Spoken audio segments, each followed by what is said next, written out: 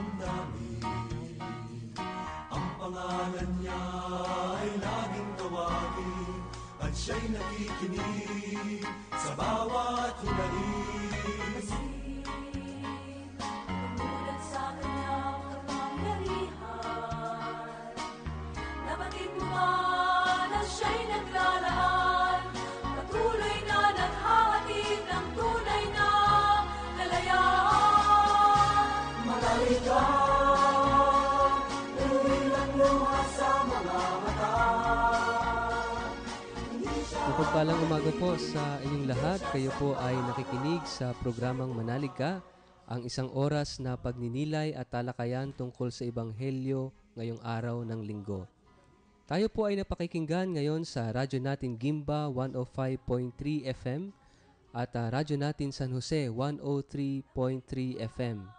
Tayo rin po ay live na napanunood via live streaming sa www.dioceseofsanjosene.com, www.rngonline.org at sa Facebook account po ng ating programa, ang www.facebook.com/manaligka2006. Ito po ang inyong host ngayong araw na ito, si Brother Richard Lagos, at kasama pa rin po natin si... Ako po si Father Richard, excited ngayon nakabalik. Si Father Bong Romano po ang inyong kabsat. At ito naman pong muli si Brother Mitch Sinense. At kasama pa rin po natin si Brother Ian Andal po. Ayun, at nakakatawa, full force tayo ngayon. Parang bihirang mangyari ito, no? Na kasama natin si Father Bong. Nakakamiss. Opo, at bago po tayo tuluyang magpatuloy sa ating programa at pagninilay ng mga buhay na salita ng Diyos, tayo po muna ay mananalangin na pangunahan po ni Father Bong Romano. Sa ngalan ng Ama, ng Anak, ng Espiritu Santo. Amen. Amen. Mapagpalang Ama, maraming salamat sa patuloy na pagsubaybay mo sa amin upang palagian, mapagnilayan namin ang mga salita na nagbibigay ng buhay sa amin. Ngayong linggo po na ito ay hinahamon po kami sa aming pananagutan sa aming kapwa. Sila po ang tunay na minamahal mo, ang mga dukha, at sila rin po ang aming daan upang patuloy na makapag-alay po kami ng pagmamahal. Sila rin ang daan upang balang araw ay makamtan namin ang ganap na kaluwalhatian sa langit. Ama, tulungan mo po kami sa aming mga pananagutan sa aming kapwa. Tulungan mo kami upang patuloy na magmahal, patuloy na tumulong, patuloy na magbahagi sa mga pangangailangan ng aming kapwa-tao, lalong-lalo na sa mga nahihirapan at mga nangangailangan. Huwag mo po kaming pababayaan.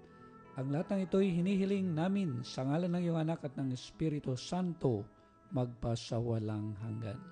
Amen. Amen. Sa ngalan ng Ama, ng Anak, ng Espiritu Santo. Amen. Amen. At ngayon naman po ay pakinggan natin ang Ebanghelyo ngayong araw ng linggo.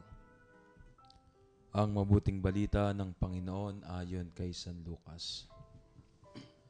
Noong panahong iyon, sinabi ni Jesus sa mga Pariseyo, may isang mayamang nagdaramit ng mamahalin at masagana sa pagkain araw-araw.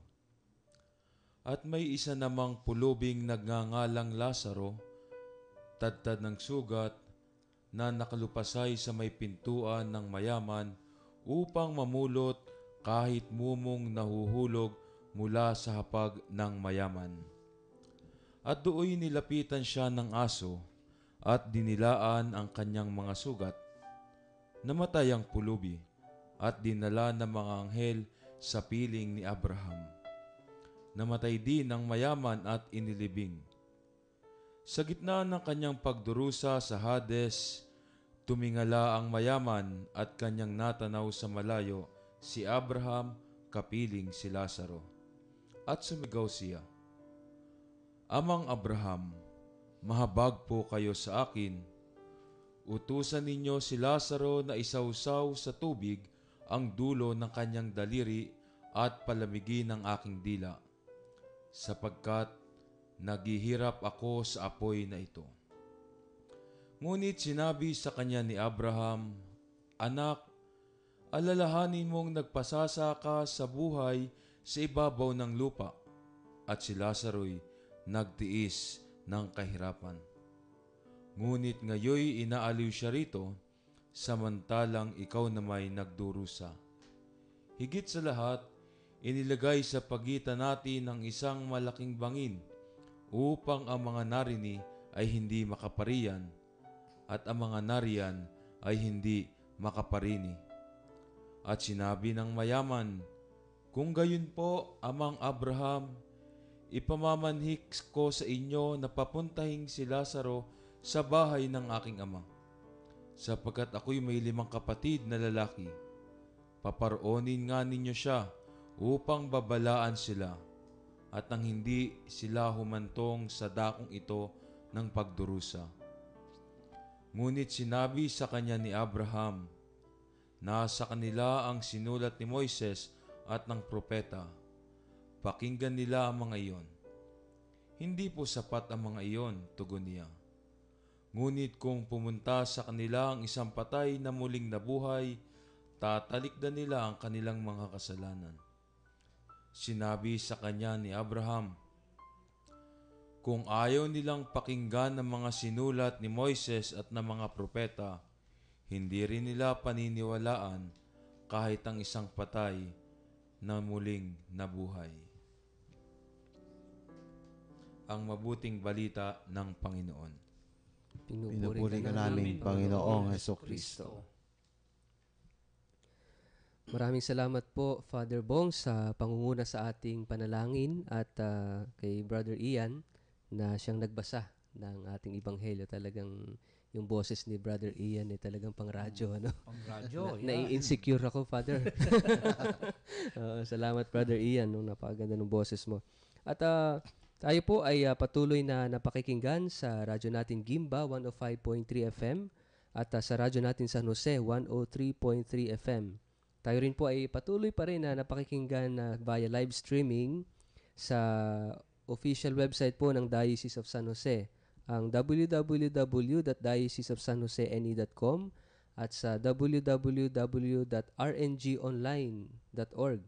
At doon po sa Facebook account ng ating programa, kung kayo po ay may mga Facebook accounts, sa www.facebook.com/manaligka2006. Ganon din po sa may mga Twitter accounts. Ang ating pong account ay @SanJoseNE. Ayan, masusubaybayan niyo po ang ating programa.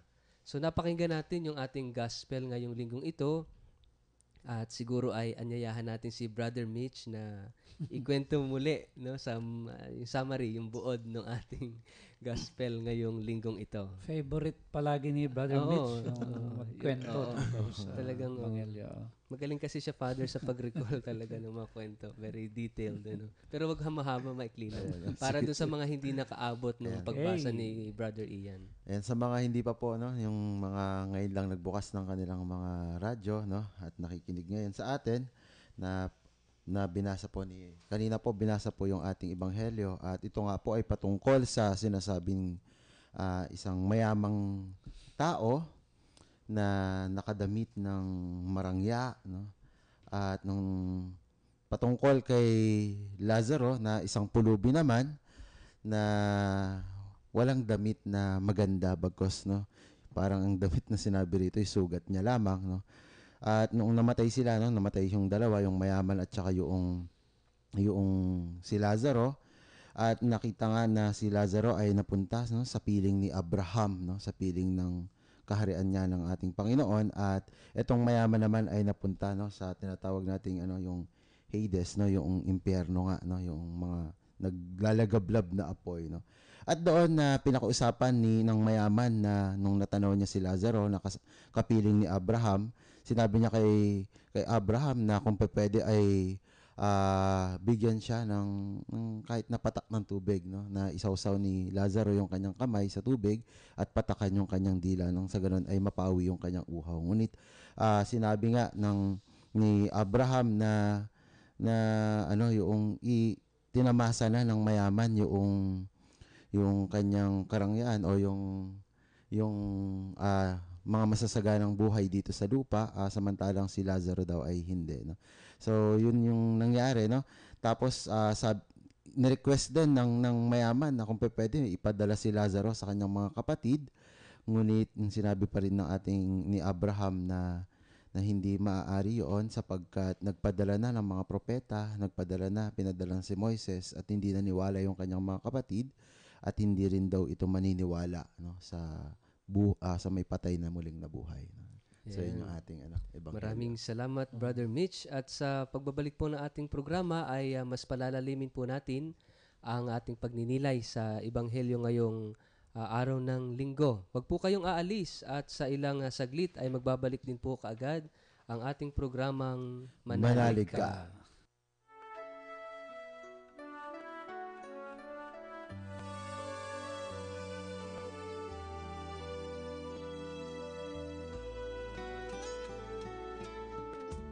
Lord, I come to you.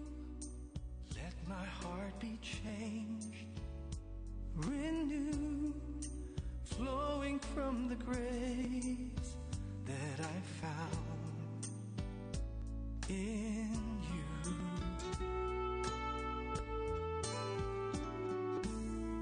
And Lord, I come to know the weaknesses I see in me will be stripped away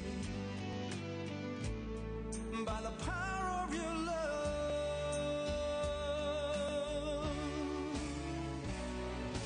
Hold me close, let your love surround me.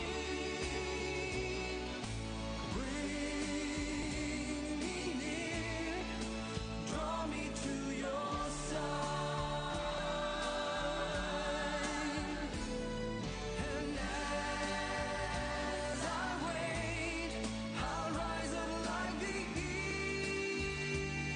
eagle, and I will soar with you. Your spirit leads me on in the power of your love.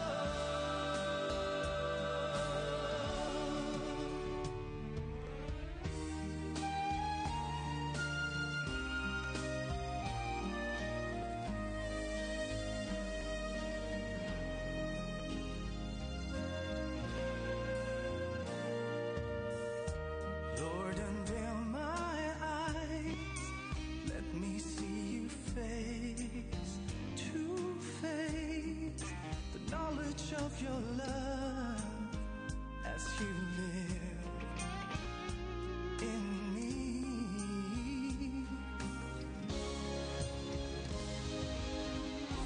Lord, renew my mind as your will unfolds in my life, in living every day by the power of your love.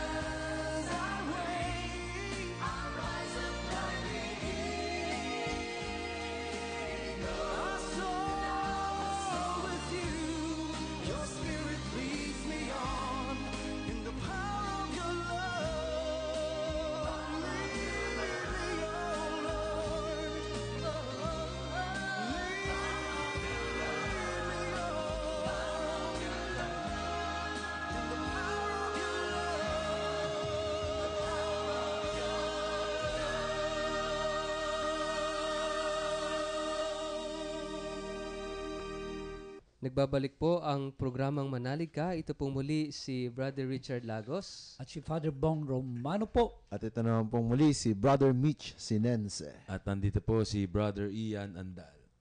Ayan, at kanina po ay binasa natin yung Ebanghelyo ngayong araw ng Linggo. At binigyan ni Brother Mitch ng, ano bang tawag din Brother Mitch? Yung buod, no? Buod ng gospel natin. So tayo po ngayon ay nasa ika-29, tama ba? Ng Setyembre. Anim. Ay, no. Tama, 29 ng Setyembre. At Ikadalawamput. ika-26 na linggo sa karaniwang panahon. Okay. Ayan. So, imagine 26 Sunday na, no, papatapos na yung karaniwang panahon, ilang linggo na lang. At papasok na tayo sa susunod panahon ng Adbyento. Malapit na.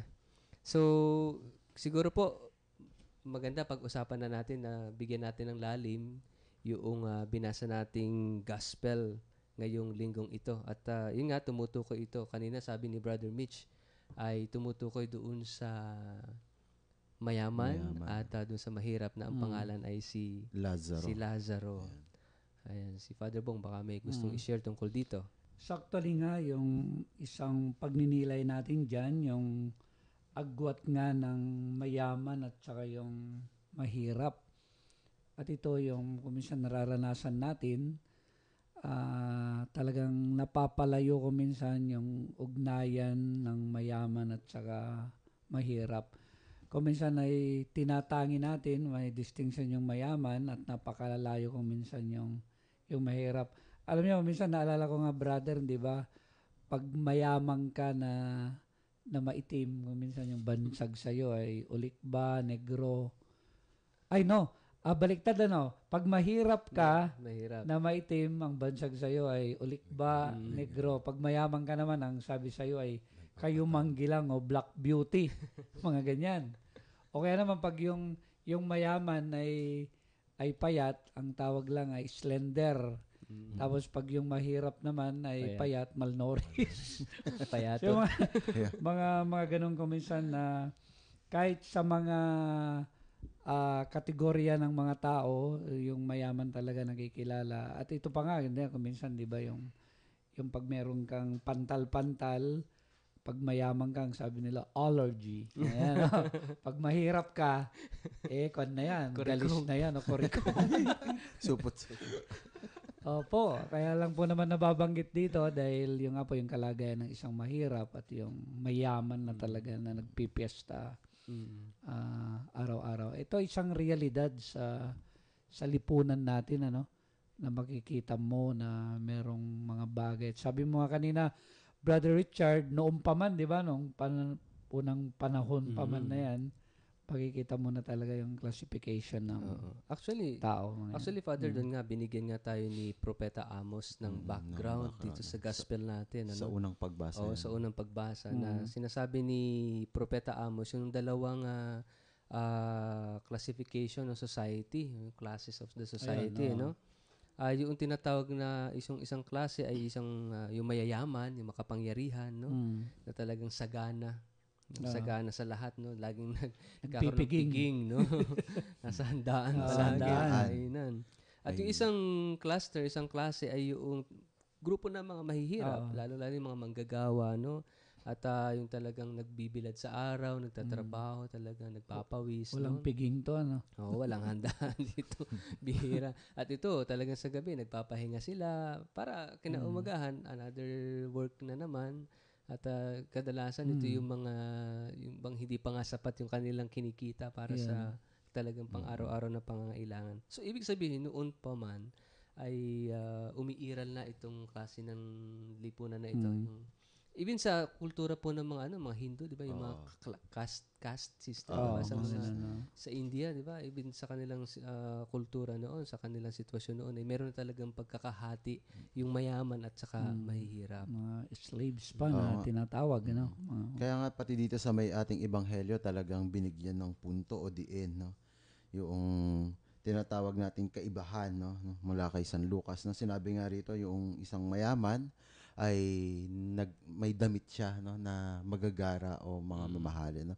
At alam natin sa kultura ng mga Hudyo, no, napakahalaga ng damit, no, sa kultura kasi doon mo makikita kung sino talaga yung mayaman, no, sino yung mahirap doon, no. At samantalang etong si Lazaro na isang mahirap ay walang damit na binanggit, hindi puro sugat, no. So parang sugat lang yung damit niya. Isa pang yung sa symbolism dito na makikita natin dito sa may sulat ni San Lucas, yung nung namatay sila, si Lazaro walang binanggit na libing, no.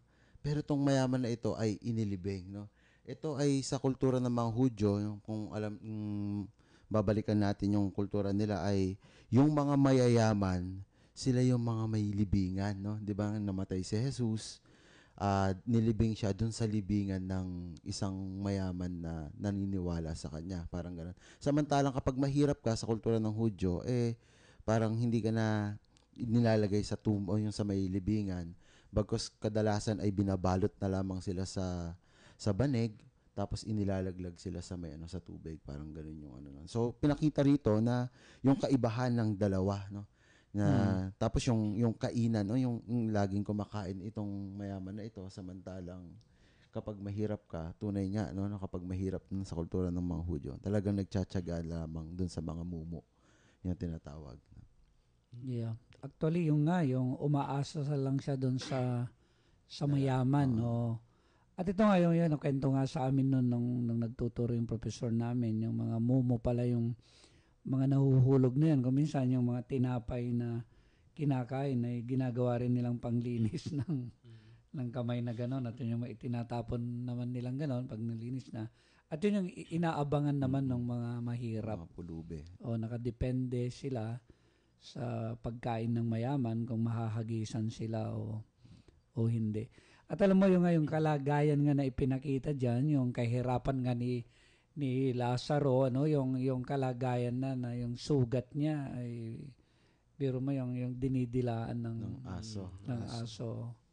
So nasa isang abang kalagayan talaga na ipinapakita. Samantalang yung iba naman ay nasa isang marangyang kalagayan.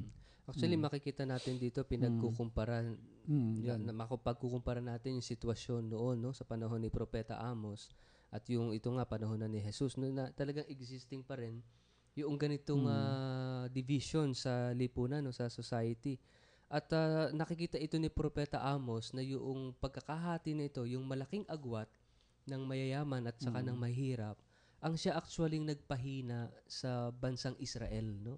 Nagpabagsak actually itong malaking agwat na ito sa mayaman at mahirap. Siya ang nagpabagsak kung bakit ang Israel nasakop ng iba't ibang bansa, kasi bilang isang bansa naging mahina sila kasi divided sila as a nation.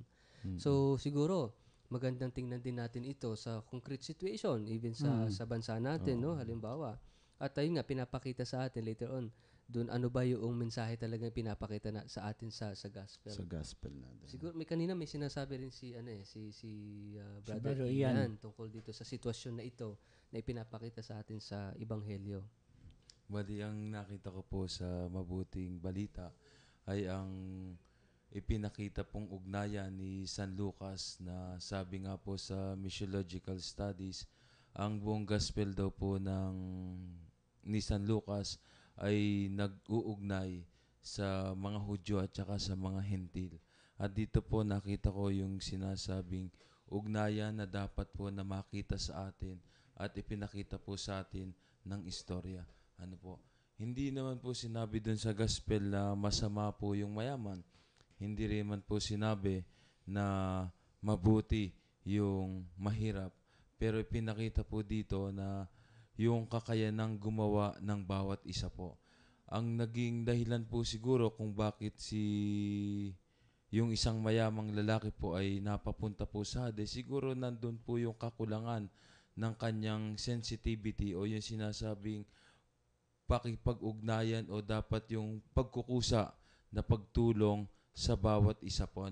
Nakita po nila nakita po ng mayaman na si Lazaro po'y nasa labas, walang makain. Punong-puno ng sugat na halos kapiling po niya yung aso. Pero wala pong ginawang pagtulong ang mayamang lalaki po. At siguro dito po natin dapat makita na kung paano po tayo makikipag-ugnayan. Hindi po siguro sapat na tayo ay nandoon sa ating nasa comfort zone po natin. Siguro hindi po dapat tayong manatili lamang na nakaupo sa isang tabi. Bagkus tayo po ay mag-step out, lumabas po tayo upang abutin po natin yung ating mga kapatid na nasa labas po ng comfort zone ng ating buhay po. Yun, maraming salamat, Brother Yeah. Ian. Alam mo yung isang tanong kasi diyan, yung bakit napunta sa walang hanggang kaparusahan yung mayaman. Yung mayaman. Yung sabi nga ni Brother Ian, hindi naman sinasabi na masama siya, no? Yung hindi naman siya gumagawa ng masama, pero yung tanong nga yung hindi naman siya gumawa siguro ng marami ring yung kabutihan, yung ganon. At dito nga pumapasok yung pinagninilayan natin sa kanya na yung isang tinatawag na napakalaking kasalanan ng tao ngayon, yung sin of omission. Mission. Yung meron kang dapat na gawin, Hindi mo ginawa. pero hindi mo ginawa. At ito, hindi niya namalayan na merong nangangailangan ng tulong doon sa tabi lang niya, no? Halos doon na tumira sa may bahay niya, pero very insensitive siya, yung hindi niya namalayan o talagang intentional na ayaw niya Na ayaw niyang bigyan. bigyan o pakialaman yung tao na nangangailangan. Parang yung pananagutan niya na dapat niyang gawin ay hindi niya ginawa. At mukhang mas mabigat po yan, no? Father, no? Yung alam mo na nangangailangan yung kapwa mo, wala ka pang ginawa, no? Pero sa experience natin, no? 'Di ba, kadalasan, no? Ako pag pumupunta ako ng Manila, no? Noong nag-aaral pa ako sa San Carlos Seminary, marami ako nakikitang namamalimos, no? Minsan nga yung mga bulag ay naggigitara, no, kumakanta sa may mga sulok-sulok ng mga tulay. At kadalasan naiisip ko na baka sindikato to, no? Mga gano'n, no? O kaya nasasabi ko sa sarili ko pag may namamalimos sa akin, no? Bakit kaya hindi na lang sila magtrabaho, no? Kagaya ng iba para may kitain sila, no? Parang yung may judgment na ako agad na gano'n, no? Sa mga taong nangangailangan. Kaya tuloy parang nahahadlangan yung chance ko, yung pagkakataon ko na makatulong sana sa aking kapwa-tao, no? Parang ganun yung kadalasan na nararanasan siguro rin ng ibang nakikinig diyan, no? Baka parehas tayo ng karanasan, no? At ang hamon niya sa atin ay magkaroon tayo ng kamalayan, no? ng pag-unawa para sa iba, parang gano'n. Sa akin maganda yung tanong ni Father Bong, bakit humantong sa ganong sitwasyon, no? Na, given naman sabi nga natin sa panahon pa ni Amos, nandun na yung malaking pagkakaiba, yung agwat ng mayaman at mahirap, and even at the time of Jesus, no? At bakit nga humantong sa ganoon na dumating sa eternal damnation, ito naman sa eternal bliss, yung eternal happiness, sa langit. Tulong po ng diocese, di ba, yung spirituality ng stewardship, no? Yung pagiging mabuting katiwala. At nakikita ko ito, yung kung ito yung salamin na gagamitin natin sa pagtingin sa kwentong ito. Kasi sa palagay ko po, yung mayaman ay nagkulang doon sa recognition na ang lahat ng kanyang tinatamasa ay biyayang galing sa Diyos. At hindi niya nakita ito na biyaya ito.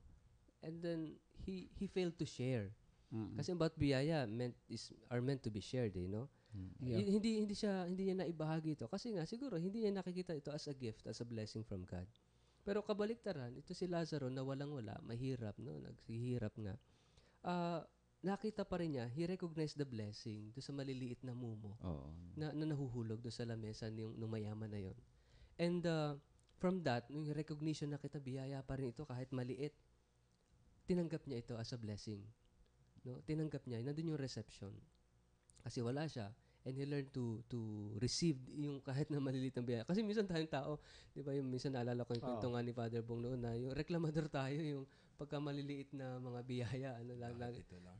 Bakit ito lang? No? Hindi man lang muna pwede bang magpasalamat muna bago ka magreklamo? No? And then nandun yung gratefulness, yung pagpapasalamat doon sa kanya. So dalawang pagtingin isang sagana pero hindi niya nakikita yung kung ano meron siya sa blessing. At ito namang wala, na na-recognize niya na sa maliliit na natatanggap niya ay ito'y biyaya. Kaya tinatanggap niya ng may pagpapasalamat. At kung minsan din, brother, yung nakukulong din lang tayo sa pagiging selfish, kung minsan yung pagiging makasarili lang. Na alam mo na, kung minsan sapat-sapat na sa'yo, sobra-sobra na sa'yo, pero patuloy pa rin na talagang nagkakamkam ka, patuloy pa rin na nagpapayaman. Kung minsan yung tanong ay, hanggang kailan ba na para makita mo na kailangang magbigay ka na? Mga ganoon. At ito siguro yung hamon sa atin. Yung nga, gusto kong ibalik ulit yung kwento ni Bishop Labayan, di ba? Yung pupunta sila sa isang tribo ng mga katutubo. Tapos na ganyan nung dumaan sila sa isang bayabas na napakaraming bunga, yung mga paring kasama daw, yung mga madre, mga seminarista, ay kuha ng kuha. Talang bulsa ng bulsa. At sabi niya, at nakikita daw nila yung mga agta, mga katutubo, ay nakatingin sa kanila. At sabi daw nila, "Uy, ang dami yun, ba't di kayo kumuha?" Bang bulsa sila ng bulsa. At sabi nila, nabibigla daw sila dahil sabi nila, kasi po kapag kami ay kumukuha, yun lang kakainin namin ngayon. Dahil alam po namin na marami pa hong tao na magdaraan dyan na kukuha. Kukuha din. At kung minsan ganun nga tayo, yung kulang tayo, yung pananagutan, yung social responsibility na ganun. Ang makikita mo lang yung sarili mo, pero hindi mo nakikita na yung palang kasama mo ay kailangan niya na gutom, pero ikaw ay busog na busog. At dito tayo pinapaalalanan ngayon sa pagdinilay natin sa Ebanghelyo. Ang term dito ng PCP to Father, sinasabi mong responsibility, yung shared responsibility, Ayun. co-responsibility. Yung very beautiful yung sinabi ng mga bishops sa Pilipinas. Sabi niya, yung bang, sana humantong tayo sa ganitong sitwasyon na nobody is so poor as to have nothing to give, no? To give, And nobody is so rich so as nothing to receive. Yung bang, ibig sabihin, mahirap ka man, meron kang pwedeng ibahagi. At mayaman ka man, pwede ka pa rin tumanggap. Ibig sabihin, yung bang, hindi man natin masasabing wala ka ng pangailangan pa. At yun nga, napaganda nung halimbawa dyan yung kinuwento mo kay Bishop Lapay na yung nandun sana yung diwa ng pagbabahagi. Minsan kasi tayo, yung kultura siguro natin nagbibigay tayo kadalasan sa nangangailangan. Hindi natin muna nakikita na pangangailangan muna natin na magbigay, no? Bilang tao na nagkakaroon ng kaganapan yung ating pagkatao kapag marunong tayong magbigay. Yeah. At ito siguro yung sa kasaysayan nung mayaman, no? Hindi niya nakita. Actually, nandun na nga yung opportunity magbigay. Hindi pa niya nakita. Di ba? Talagang, yun nga, sabi, sin of omission, hindi, sin of indifference din to, no? Talagang walang pakialam. Alam mo, brother, yung narinig ko one time, yung Beatitudes, di ba, kuminsan mapalad ang mga mahirap dahil sa kanila yung kaharian ng langit, di ba? Yung gano'n. Pero sabi ng isa, mas mapalad ang mga mayayaman kasi may mas kakayahan sila na magbigay sa mga mahirap. Biro mo, yung opportunity nasa iyo, di ba? Yung blessing napakalaki. Ang kailangan mo lang ay matuto talaga na magbigay. So ito, minsan kulang talaga yung, minsan, minsan madalas binibigyan tayo ng Diyos ng opportunities to share, no? Kasi parang dito, nakikita ko kasi rito, Padre at saka mga kapatid, ibang ang Panginoon ay gumagawa ng isang kultura na kung si Propeta Amos meron tinatawag na dalawang mundo, no, yung mundo ng mayayaman at mahirap. Siguro pinapakita rin sa atin ito yung dalawang kultura na sa lipunan natin ngayon, ano ba yung nangingibabaw na kultura? Una, yung kultura ng pagkamkam, no? At yung isang parang dinedevelop sa atin ngayon yung culture of sharing, yung kultura ng pagbabahagi. No, siguro mamaya sa pagbabalik ng ating programa, mas bibigyan pa natin ito ng lalim at marami pa tayong sharing na maririnig sa ating mga kasama rito sa ating programa. Huwag po kayong aalis at sa ilang saglit ay magbabalik din po kaagad ang ating programang Manaliga.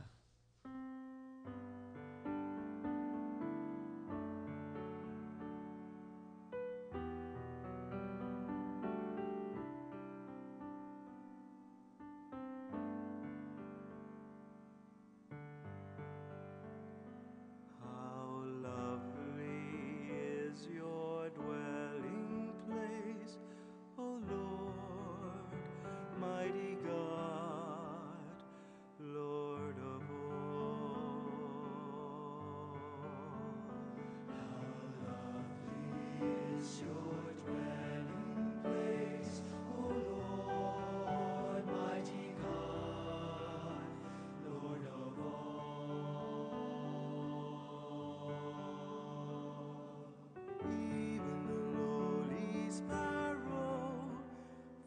finds a home for her brood, and the swallow a nest for herself where she may lay her young.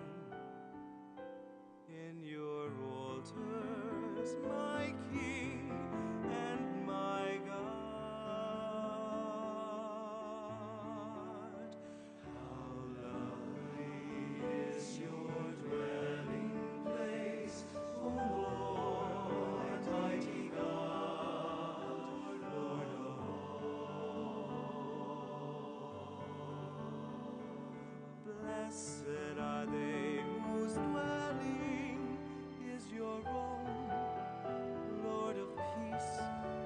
Blessed are they, refreshed by springs and by rain, when dryness daunts and scathes. Behold my shield, my King and my God. How lovely is your dwelling place, O Lord, mighty God, Lord of all. I would forsake 1,000 other days anywhere, if I could spend one day in your courts, belong to you alone. My strength are you alone, my glory, my King and my God.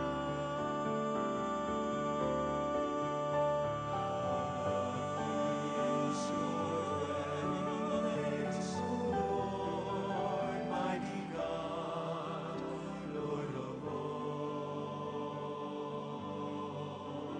How lovely your dwelling place, O Lord, mighty God, Lord of all.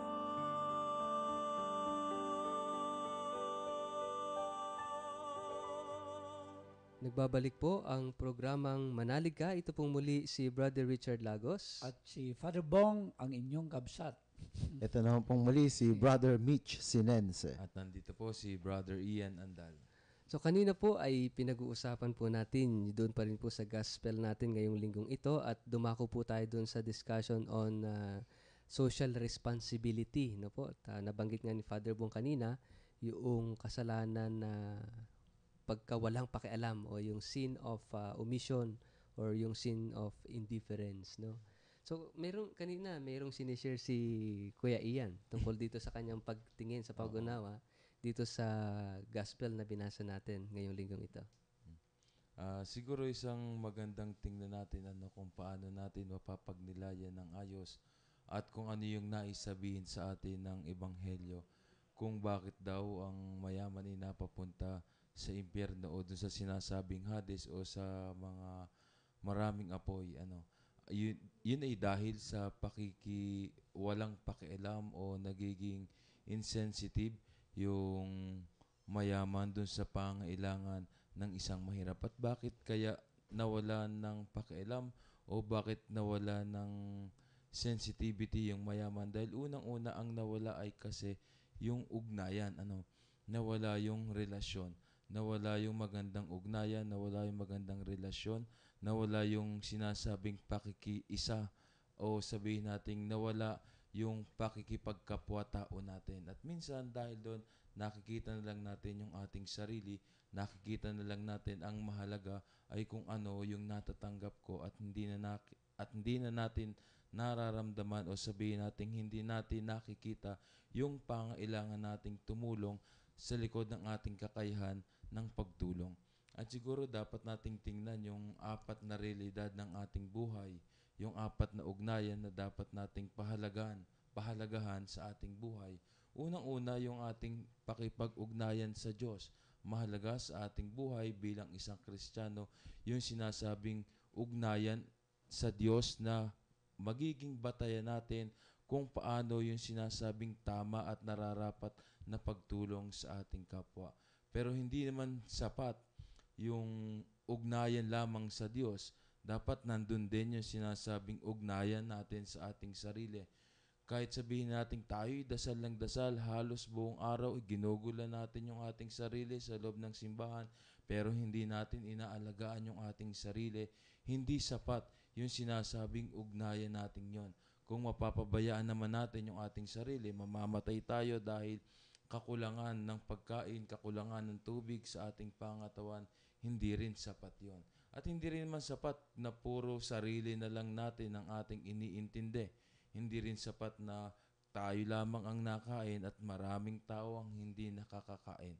O sabihin na natin na marami tayong ibinibigay na pagkain sa ating kapwa, marami tayong tulong na ibinibigay sa ating kapwa, pero nakakalimutan naman nating manalangin at magpasalamat dun sa bukal ng biyayang ating natatanggap. At siguro upang makita natin yung ating pangailangan na tumulong sa ating kapwa ay yung ugnayan natin sa ating sitwasyon bilang isang tao. Yung sinasabing buhay sitwasyon. Dapat nating tingnan o dapat natin ma-realize sa ating buhay yung kung ano yung kakayanan nating ibahagi sa ating kapwa. At minsan kasi yun yung nagiging dahilan kung bakit hindi tayo magkaroon ng isang magandang ugnayan sa ating kapwa, kasi hindi natin makita yung pagkakataon nating tumulong kahit nandun yung pagkakataon.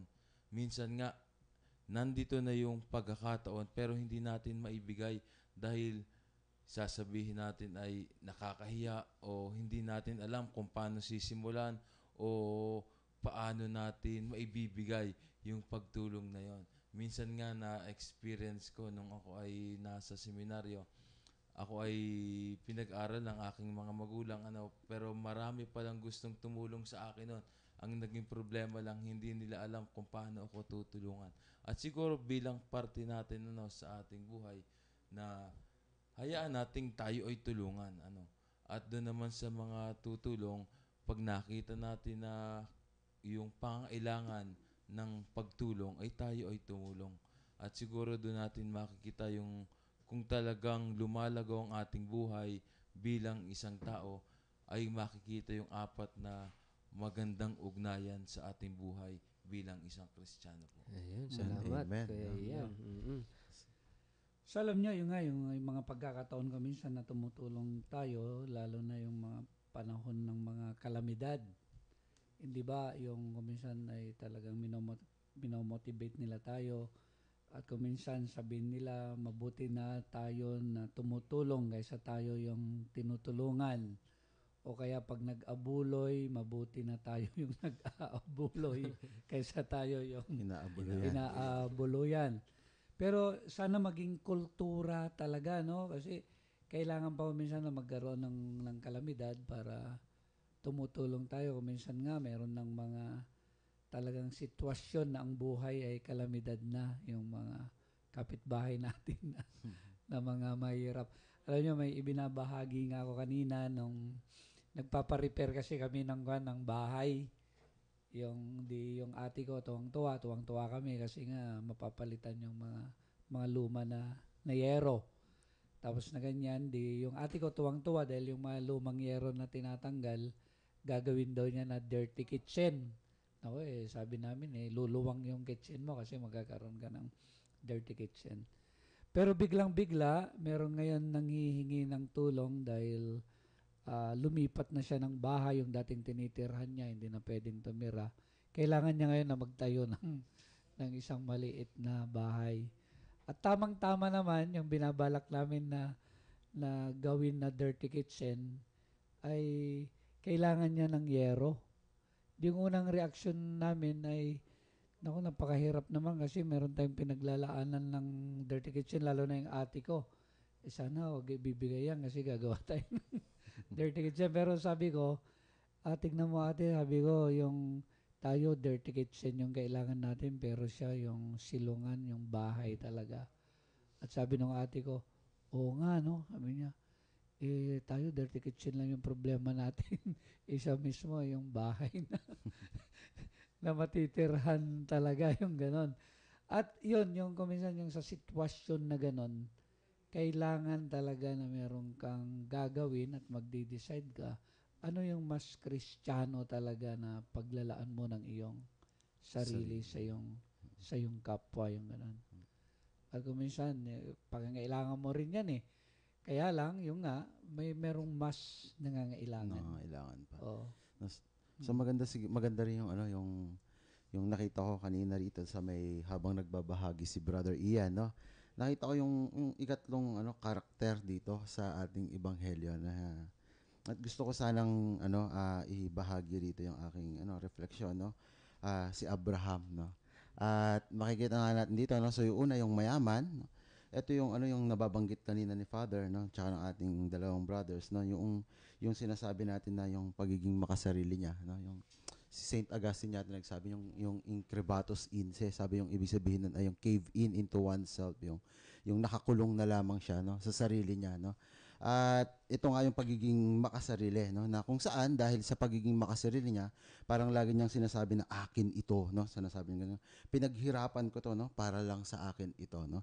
So yung pagiging makasarili ng isang tao ay nag-aadya o nagdudulot sa kanya na hindi niya talaga makita yung nakapaligid, no, sa kanya, no? Parang hindi niya na maramdaman o hindi niya makita yung pangangailangan na ng iba, no?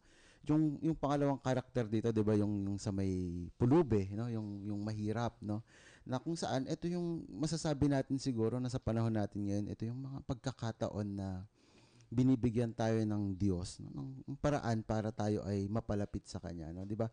Kapag tayo ay lumalapit sa Diyos, nakikita natin yung pangangailangan ng iba at tinutulungan natin. O minsan naman baligtad, pag nakikita natin yung pangangailangan ng iba, tinutulungan natin siya, nakikita natin na yung binibigay natin ay biyaya rin mula sa Diyos, no?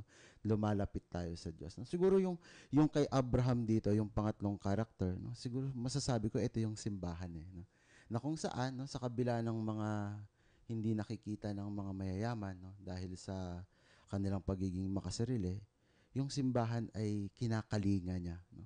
'Di ba yung sinabi nga na nasa piling ni Abraham yung pulubing ito at kinakalinga niya yung pulubing ito na walang nakapansin na mayaman o hindi napansin ng mayaman na tao, no? Parang kumbaga 'di ba yung issue nga, no, kumbaga yung kung sa ibang tao yung mga pulubi, no, yung pananaw natin sa mga pulubi ay may hirap, no. Kung sa ibang tao yung pulubi ay isang statistic lang, no, isang numero na dapat bawasan, no. Sa mata ng simbahan, ang pulubi ay hindi statistic tao, no? Parang may mukha, may mata, may ilong, may puso, may pakiramdam, no? At higit sa lahat, may buhay na pinagkaloob ng Panginoon, no?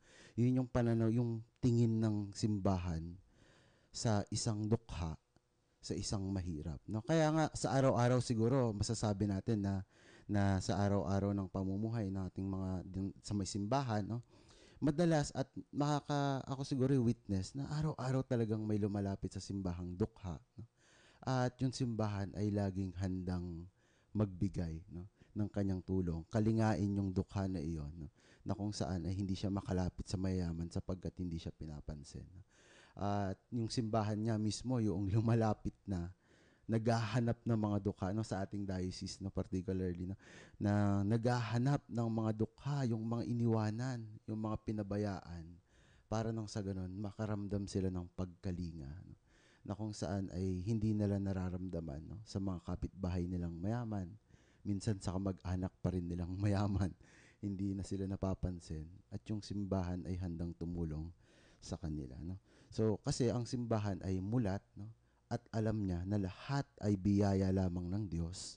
At dahil ito ay biyaya ng Diyos, wala siyang magagawa kung hindi ito ay ibahagi rin o maging biyaya siya ng iba. Maging biyaya siya ng Diyos para sa iba, no? So yung nakita ko sigurong napansin ko lang kanina na pwedeng pagnilayan patungkol kay Abraham at sa iba pang mga karakter. Gusto ko pong susugan yung nabanggit ni Brother Miss. Kasi sabi ko nga, bakit nabanggit si Abraham dun, ano? Kasi kung titingnan natin, may sinasabing strong message dito sa gospel na to. Kasi kung babalikan natin yung kwento ni Abraham, ano ba yung pinakang highlight sa buhay niya? Di ba yung pag-aalay niya sa kanyang anak na si Isaac? Kasi si Abraham is a simbolo ng isang taong talagang nagbigay ng lahat sa Diyos. na kahit na yung kaisa-isa niyang anak, pinakamamahal niyang anak, dahil hiniling ng Diyos, handa siyang ibigay ang lahat. No? He's ready to really give everything. At ito, siguro, bumabalik tayo dun sa talagang sentro ng laman ng Ebanghelyo, yung tanong ni Father Bong kanina, bakit humantong sa gano'n na napunta sa impyerno yung mayaman? Kung nasa kanya na nga yung opportunity para gumawa ng mabuti, magbigay. Bumabalik po tayo, palagay ko, doon sa central message, doon sa pagbubuo, ano yung binubuo sa atin ni Kristo sa Ebanghelyong ito ni San Mateo, no? Na yung kultura talaga yung sabi nga po 'di ba yung sa Focolare movement for example, yung binubuo yung culture of sharing.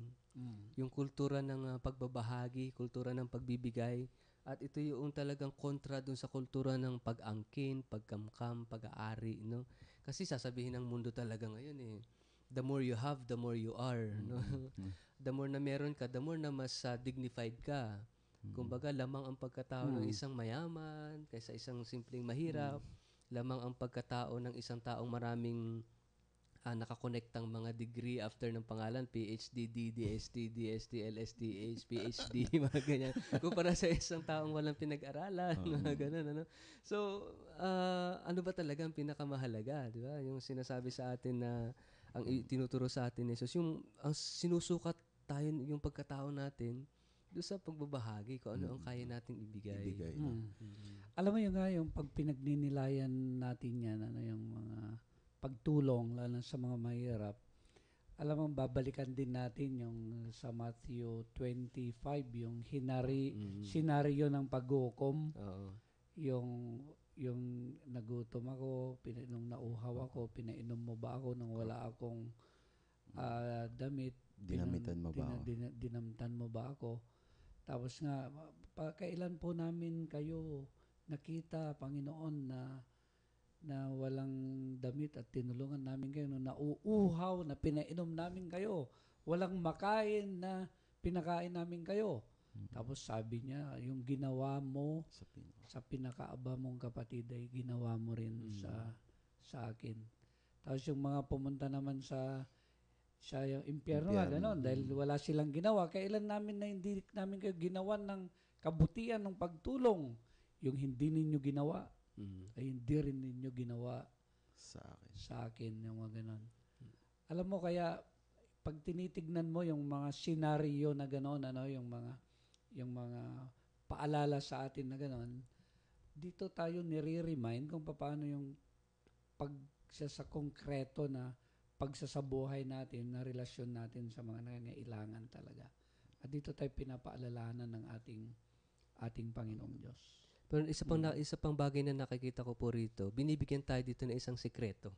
Sikretong ibinubunyag sa atin ni Jesus. Secret. Secret, pero kailangan alam nating lahat. Ayan, yan. Yung sikreto, paano tayo mapupunta sa langit. Ayun.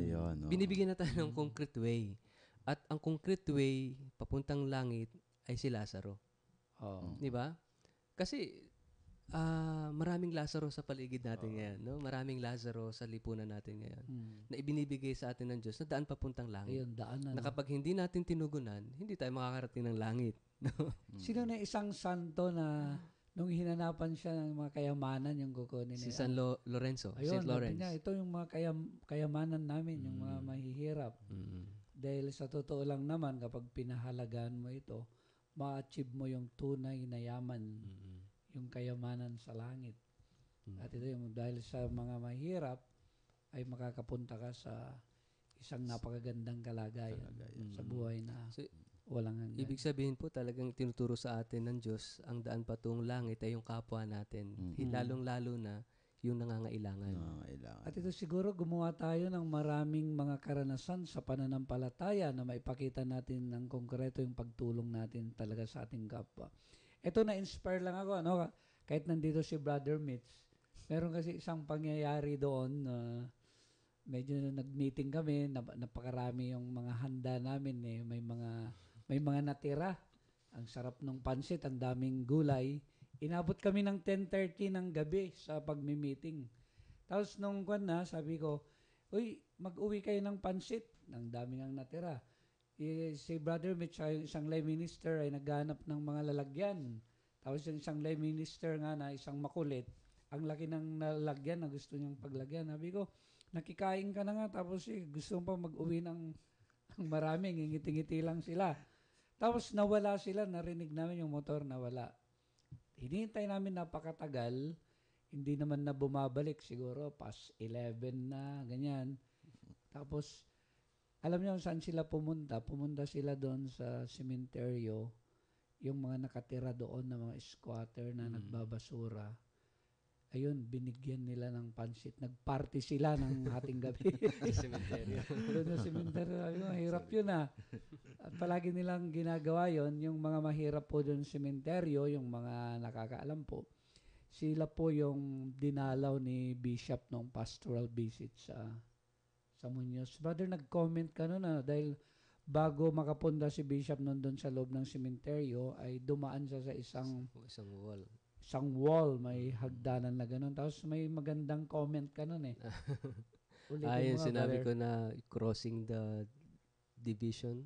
Oo. The walls of division. The walls of no? division, yung pagpunta mo na handa kang tawirin para mapuntahan mo lang yung mga mahirap. Alam mo, ewan ko yung naging karanasan din ni Bishop, meron yatang mahirap na pinuntaan. Nung ikinukwento daw nung babae sa kanyang asawa na, uy, alam mo, pupuntahan daw tayo ng obispo. Pupuntahan daw ako ng, may ganon. Ayaw nilang maniwala na pupuntahan daw sila ng obispo dahil ngayon kalagayan nila na mahirap. At yung nga po, nung pinunta ng obispo, tignan mo, totoo yung sinasabi ko. So, pinunta. So, kinukwento lang po dahil napakagandang marinig din yung mga ganong karanasan tungkol sa pagtulong natin, paglapit sa mga mahihirap. May naalala lang ako isang kabaliktaran naman dyan, Father, sa kwento mo. Napakaganda yung sharing talaga. No? Some years ago, may nabalitaan ako sa TV na yung tone-toneladang gatas na itinapon sa karagatan. Nabalitaan niyo na ba yun? Na kasi ang dahilan ay dahil sobra-sobra daw ang supply. Supply and demand Bababa. yan Oo. Babalansin nila. Bababa yung presyo kasi. Balansehin, no? Nakakalungkot kasi during that time, alam natin yung crisis sa Africa. Yung malnutrition, no? Sa Africa, yung kakulangan talaga sa nutrition. Tapos ganito yung ginagawa na mayroong talagang nangyayari na ganun na nag-aaksaya pero ang daming nangangailangan talaga sa totoo lang. Hindi naman sobra-sobra. Siguro ang tinitingnan nila dito yung profit, yung kikitain nila. Ayan, Pero nakakalungkot. Talagang makikita natin na mayroong sobra pero ang daming Tapos karagdagan doon pangailangan. yung kasama kasi nun sa report nun, yung nag-search kami tungkol sa may report din namin kasi yun yung sa US daw, sa bansang Amerika, ang binabayaran daw doon yung mga farmers, at binabayaran sila para hindi para mag-produce sila ng di ba tayo babayaran natin sila kapag nag-produce sila ng mga produkto. Pero doon sa may Amerika, yung mga ilang parte daw doon, binabayaran yung farmers para hindi sila magtanim at makaani. Nang sa ganun, makokontrol daw nila yung presyo ng bigas na ini-import nila o inaano nila sa ibang mga sa ibang mga lugar. So yun yung lumabas nung sa may aming search na aming parang investigation report na kung saan yung mga farmers pa ron, kaya sa US pala ang pinakamayayaman doon yung mga farmers kasi binabayaran sila ng government para hindi sila magtanim, para walang anihin, nang sa ganun makokontrol nila yung presyo talaga ng bigas doon sa merkado At kaugnay dito sa may naalala ko din sa may ating ebanghelyo na tignan nyo yung nangyari di ba, napunta na nga yung mayaman, kumbaga kung ano yung meron si Lazaro, gusto niya pang kunin. Di ba sabi niya, di ba?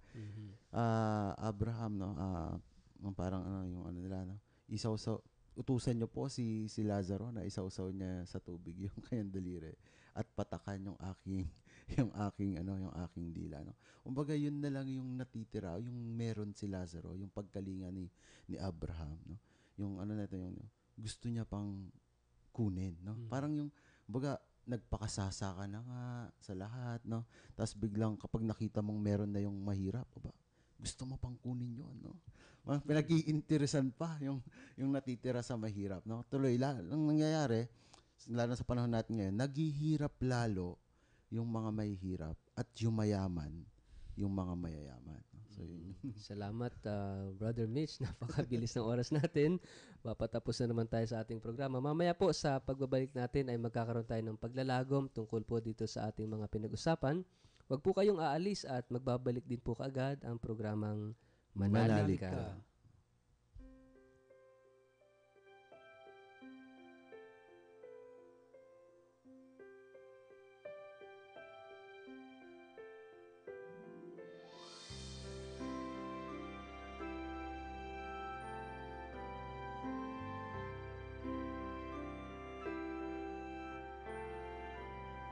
Dakilang may likha sa kalingat pang-unawa, mangyari ang iyong diwa sa langit at sa lupa.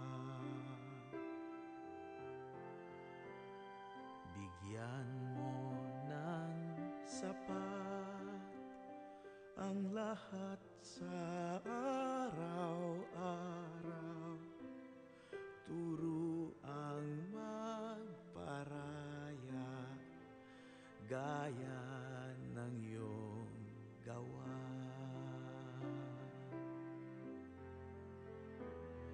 Iadya niyo kami sa pagmamataas upang maiwaksi ang lupit at dahas,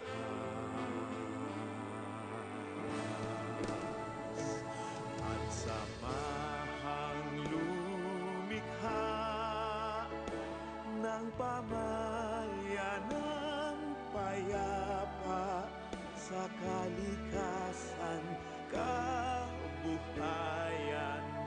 kakanyahan, paniniwala.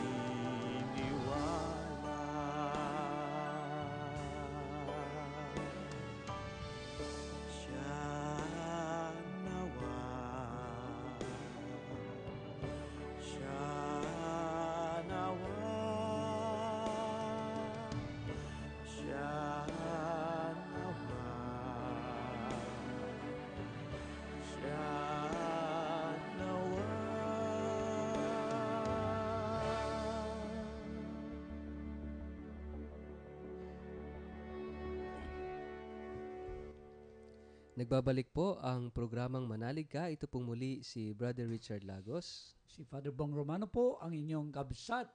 At ito naman pong muli si Brother Mitch Sinense. At nandito po si Brother Ian Andal. Tayo po ay dumako na sa papatapos ng ating programa, sa bandang huling bahagi ng ating programa.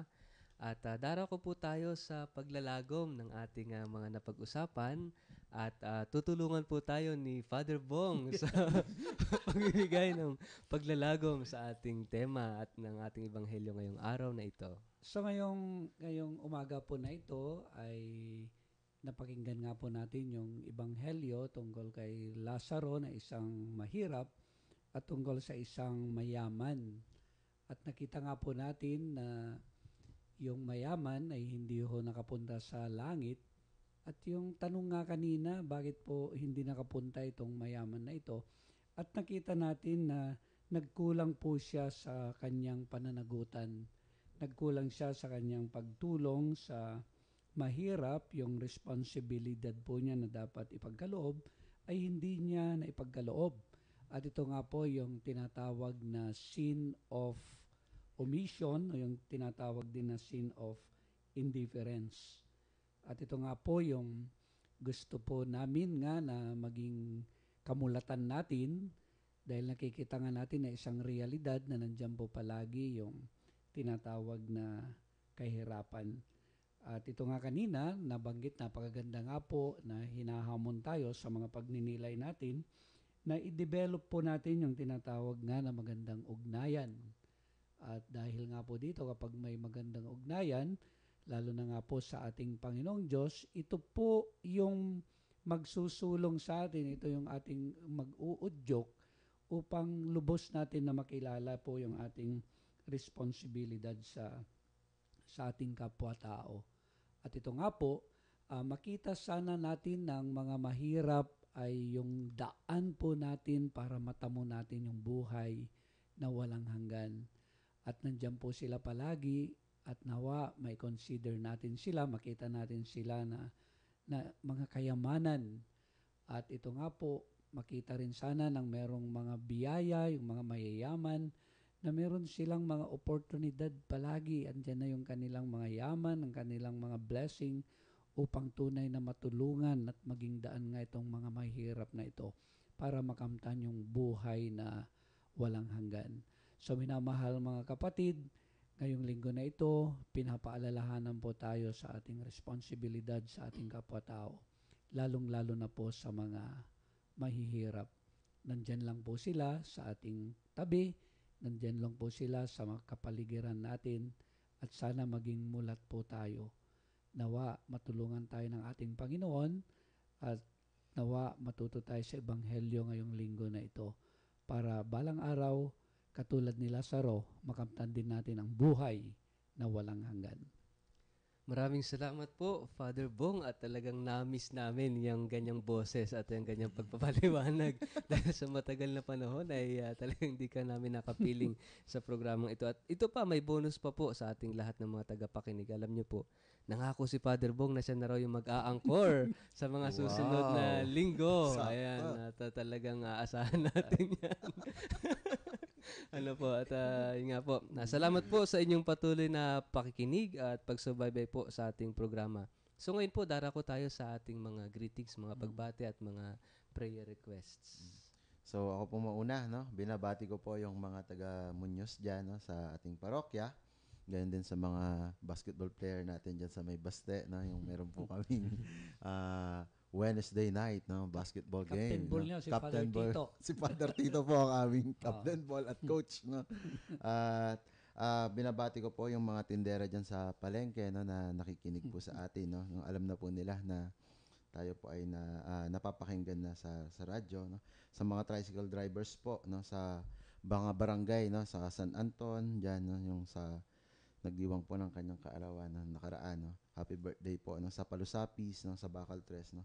At binabati ko po yung aking mga pamangkin, lagi po silang nakikinig na sa ating programa, si Ekong at saka si Ekang, no? Ayan, no? Binati ko na kayo, no? Ekong! Yan. Tapos no, yung siguro po ay sa ating pong mga tagapakinig ay hiling din po ako na sana po ay pagdasal po natin ang aking kapatid, no, na dumadaan po sa matinding pagsubok sa panahong ito sapagkat siya ay merong sakit po. Si Father Bong? Ako naman, binabati ko po yung Barangay Rangayan. Ito po yung regular na binibisita namin. Doon po kami natutulog. Nagkakaroon po kami ng DK Mass, Damayang Kristiyano Mass, na inaabot ng 3 oras kung minsan. So yung mga kapatid po namin dyan, mga members ng Damayang Kristiyano, binabati po namin kayo sa programang ito. At ganoon din yung House to House namin nung nakaraang Thursday, yung Barangay Mangandingay. So nakakatuwa dahil yung responding nga po nila sa house to house ay lalong dumadami po yung mga nagsisimba. At ganoon din po, muli nakikiramay po sa pamilya ng Ligon, yung father ni Ate Lisa, father ni Ate G, yung mga tumutulong din po dito sa katedral na inilibing kanina ay ililibing mamayang alas 9 si Tatang Alberto. So at yung mga nakikinig din po sa Barangay Santo Tomas, sa Mary Health pala nagpapabati rin po sila. So binabati po kayo ng magandang umaga, pagpalain po kayo palagi ng ating buting Diyos. At isinasama natin sa panalangin ng kaluluwa po ni Dr. Susana Villago, no? At ganoon din po, nakikiramay tayo sa pamilya na naiwan po ni Doktora. So, yun po, maraming salamat sa patuloy na pagsubaybay po ninyo at pakikinig sa ating programa. Tatapusin po natin ito sa isang panalangin na pangunahan po ni Brother Mitch. Sa ngalan ng Ama, ng Anak at ng Espiritu Santo. Amen. Ama naming makapangyarihan, salamat po sa pagkakataong ipinagkaloob niyo sa amin sa araw na ito na aming pagnilayan ang iyong salita at nang aming maunawaan ito at maisabuhay. Pinupuri po namin kayo, Panginoon, dahil sa iyong dakilang pagmamahal at pagkalinga sa aming lahat. Idinadalangin namin, Panginoon, ang mga dukha, ang mga pinabayaan, ang mga may sakit na walang kumakalinga sa kanila. Nawa sana, Panginoon, ay hipuin mo ang mga taong nagmamahal, ang mga taong may mabubuting puso, na sila ay makita at sila ay tulungan sa mga panahong itong kahirapan. Dinadalangin din namin, Panginoon, na sana po ay patuloy niyo kaming ilalayo sa lahat ng mapaminsalang mga bagyo, nang sa ganun ang aming pong mga ani ay maging sagana at kami po ay makapagpuri at makatulong para sa iba. Panginoon, dinadalangin din po namin ang mga namimighati sa mga panahong ito. Dinadalangin po namin na sana po kaming lahat ay iyong pagpalain at hipuin mo ang aming mga puso nang kami ay maging pagpapala para sa iba. Ang lahat pong ito ay aming hinihiling sa ngalan ni Jesucristo ang aming Panginoon, kasama ng Espiritu Santo, magpasawalang hanggan. Amen. So ito pong muli si Brother Richard Lagos, ang inyo pong nakapiling sa isang oras na talakayan at kwentuhan sa Ebanghelyo ngayong araw ng linggo.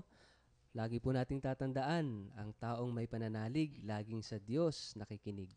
Ako naman po si Brother Mitch Sinense, nagsasabing patuloy tayong manalangin, umasa at huwag mangamba. At nandito po si Brother Ian Andal. At si Father Bong Romano po ang inyong kabsat. Diyos te agnina, kada kayo, amin, apo.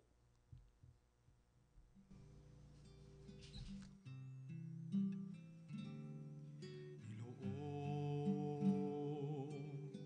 lahat ng takot sa iyong damdamin. Ang pangalan niya lagi ang tawagin at siya'y nakikinig sa bawat hinaing.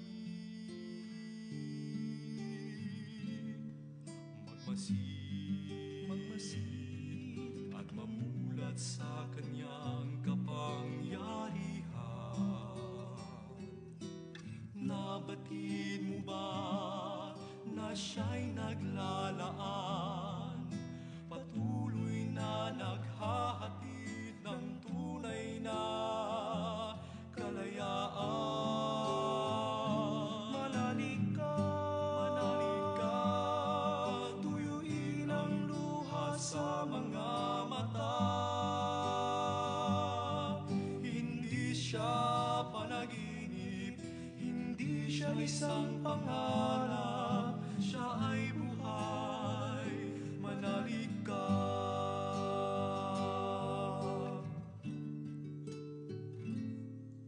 Ang ngayon,